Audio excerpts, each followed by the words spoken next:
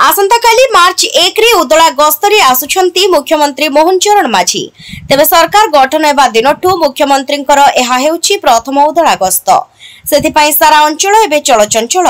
सकाळ समय रे उदला ठारे हेलिकॉप्टर पहुंची पाटपुर ठारे आयोजित हेबाकु थिबा साधारण सभा रे जोग देबे। एही कार्यक्रम पई स्थानीय प्रशासन समेत जिला प्रशासन मध्य सजाग। जहाकु नै सभास्थली बुली देखिबा सहित प्रस्तुतिर समीक्षा करिसंती मयूरभंज जिलापाल हेमकांत साय। यह सहित उदला विधायक भास्कर मढ़ी, जिला सभापति निहाल मोदी प्रमुखों समेत बीजेपी दलीय नेता एवं कर्मी माने उपस्थित रहिसंती। उक्त दिन सभारे मुख्यमंत्री उदला अंचलर उन्नयन पई विभिन्न प्रकल्पर शिलान्यास करबा सहित अनुदान मध्य घोषणा करिवे, जहाकि उदलावासींकर उन्नयन पई बेस सहायक हेबो बोली कहिसंती। उदला विधायक मुख्यमंत्री को स्वागत करबा पई रास्ता घाट सजाई हेबा सहित बैनर मध्य छाई जाईछि। विशेष भाव में उदला निर्वाचन मंडल जनसाधारण तथा भारतीय जनता पार्टी कार्यकर्ता विभिन्न सामाजिक संगठन कर्मकर्ता जो आंचलिक सांस्कृतिक समाज होपे, सांताली समाज होपे, हो समाज होपे, मुंडा समाज होपे, भया समाज होपे, विभिन्न समाज आधारित कार्यक्रम हो। विशेषतः प्रथम कर जेहेतु गस्त उदला अच्छी माननीय मुख्यमंत्री को देखा समस्त गोटे आग्रह आ उत्साह अच्छी।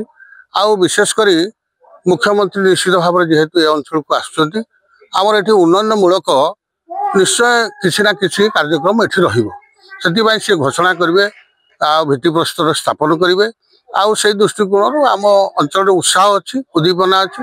निश्चय आम आशा भी रखीचु माननीय मुख्यमंत्री श्रीयुक्त मोहन चरण माझी निश्चय आम उदला निर्वाचन मंडल काम करेंगे। यशस्वी मोहन चरण माझी मुख्यमंत्री दायित्व नेला परे कप्तिपदा सब डिविजन को एटा प्रथम गस्त कार्यक्रम। ए कार्यक्रम प्राय निर्धारित हैला परे ए सब डिविजन रो लोक मानकर पूरा उत्साह वर्तमान बहुत जोर रे बढ़ी जाईची एवं एटा एई कार्यक्रम जिला स्तरीय कार्यक्रम होउची। आसंता काली से हमर जिला स्तरीय विभिन्न प्रकल्प गुड़िक से भित्ति प्रस्तर स्थापन करिवे एवं किछि प्रकल्प मध्य उद्घाटन कार्यक्रम रही एवं ता सांगरे आमर मयूरभंज जिलार बाथुड़ी सांस्कृतिक कार्यक्रम रे मध्य शामिल हेबे।